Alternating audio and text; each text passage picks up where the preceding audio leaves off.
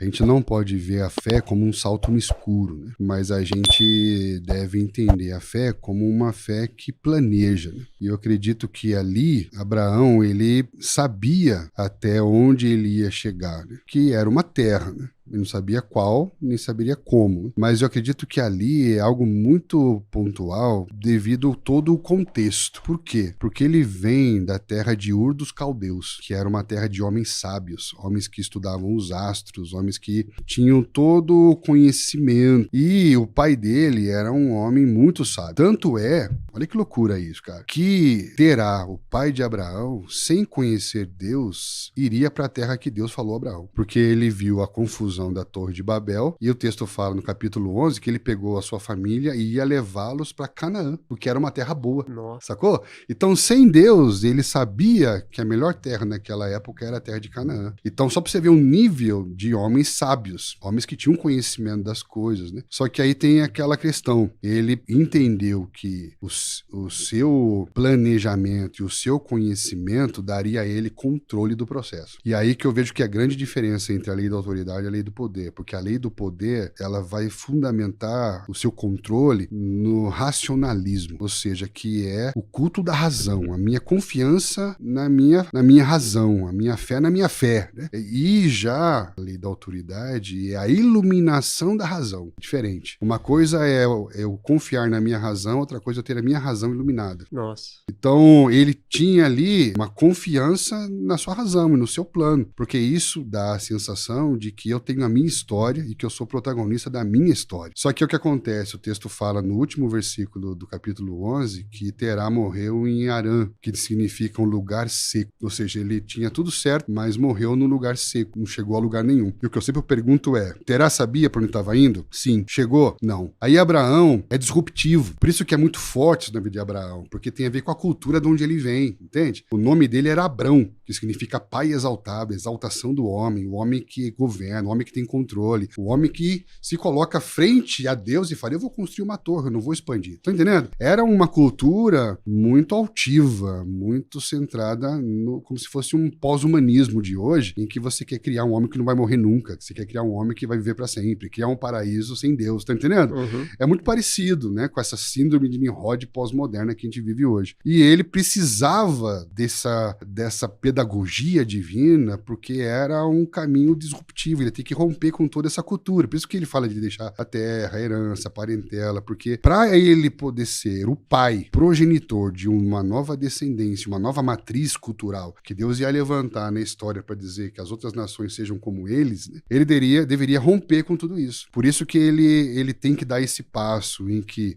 ele vai ter que equilibrar o que ele sabe com o que ele não sabe, né? Então, ele fala, sai da tua terra e vai para o lugar que eu te mostrarei. Então, ele tem o que ele sabe e tem o que ele não sabe. Então, ele vai caminhar sobre o que ele sabe e o que ele não sabe vai se desvendando à medida que ele caminha, porque ele precisa aprender a andar pela fé. Porém, essa fé, ela não é como um salto no escuro. É a capacidade de ver e perceber o que ninguém está vendo. Então, eu acredito que a verdadeira fé, ela planeja. Ela planeja os passos, ela planeja os caminhos, ela prospecta, né? Porém, ela sempre está dentro dessa vulnerabilidade para que você possa sempre estar adequando isso àquilo que vai se abrindo diante de você. Porque senão você se torna um sonhador, né? O sonhador, ele não se compromete com os processos. Por isso que Deus não sonha, Deus tem planos. Né? Então Deus tem uma agenda, Deus tem um cronograma e Deus caminha dentro da sua agenda. E nós, como pessoas que têm essa relação com Deus, que tem planos e propósitos, ele planeja. Um exemplo que eu gosto muito de citar com relação a isso é Neemias, né? Neemias foi um cara que viu algo, entendeu algo que Deus tinha colocado como missão para ele estudou o cenário, planejou toda a movimentação dele, né? E entendeu. É um cara que aparece orando muito na Bíblia. Ele, José, todos esses caras que são ícones de gestão, de administração, de planejamento estratégico, homens que não só viram o presente, mas como o futuro, foram homens que oravam muito. Então isso fala de uma fé que planeja dentro de um ambiente que ele percebe a agenda de Deus. Então orar... Daniel também, né? Daniel. 3 vezes por dia. Claro, Daniel orava muito, José. Todos esses caras, quando eram levados para uma situação em que eles tinham que performar num cenário de gestão, eles antes iam orar. Então isso é uma grande lição para nós. Eram caras que estavam num sistema hostil, né, num sistema sistema econômico-político que não era teocêntrico, mas era como hoje nós estamos, e eram homens que estavam sendo levados para lugares de influência, de posicionamento, né? Lugares de visibilidade, de decisão, e eram homens que sempre oravam. Então, por que Jesus orava? Porque enquanto ele orava, ele via o que Deus estava fazendo, por isso que ele tinha sempre essa clareza e esse olhar que era um olhar planejado, entende? Ele vai para um lugar e ele já sabe o que ele vai enfrentar ali, ele sabe o que ele vai fazer ali, ele vai para um tanque de Betesda que tinha 300 doentes, mas ele sabia que ele tinha que curar um só, porque ele já tinha mostrado para ele, entende? Ele tá indo para casa de uma menina, porém ele sabia que antes ele tem que curar uma mulher. Quando ela acha ele primeiro, ele para e fala, ó, é você mesmo. Então é um Deus que nunca é aleatório, não trabalha na filosofia do acaso, porque o acaso não explica nada, né? O acaso é a ausência de explicação de alguma coisa, né? Então ele sempre, tudo, os passos parece que são bem, isso é muito legal estudando Atos, porque Atos era um movimento do Espírito, né? Atos dos apóstolos, mas poderíamos chamar Atos do Espírito Santo, né? Por quê? Porque eles estavam, Paulo tá indo por uma direção, de repente o texto fala que o Espírito Santo falou para ele ir para outra direção.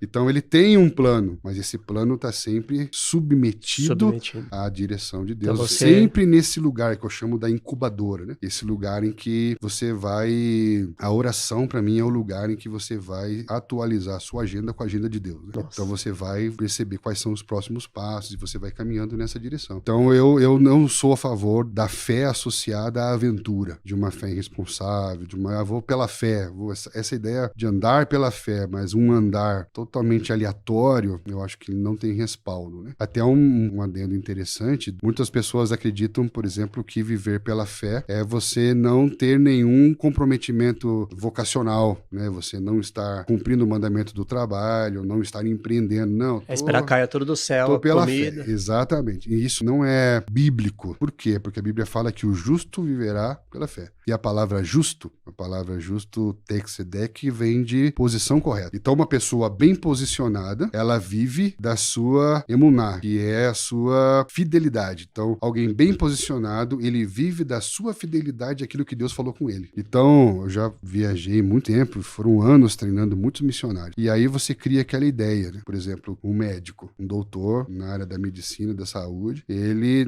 tem ali um prolabore, ele tem um salário. E tem um missionário que não tem salário. Então geralmente as pessoas associam que aquele que não tem um salário, ele vive pela fé. E aquele que trabalha com carteira assinada dentro de uma empresa, está empreendendo, ele não vive pela fé? Percebe como o critério não bate? Sim. Então, na verdade, o que é essa fé? Essa fé que planeja, que se organiza, que estuda, que trabalha?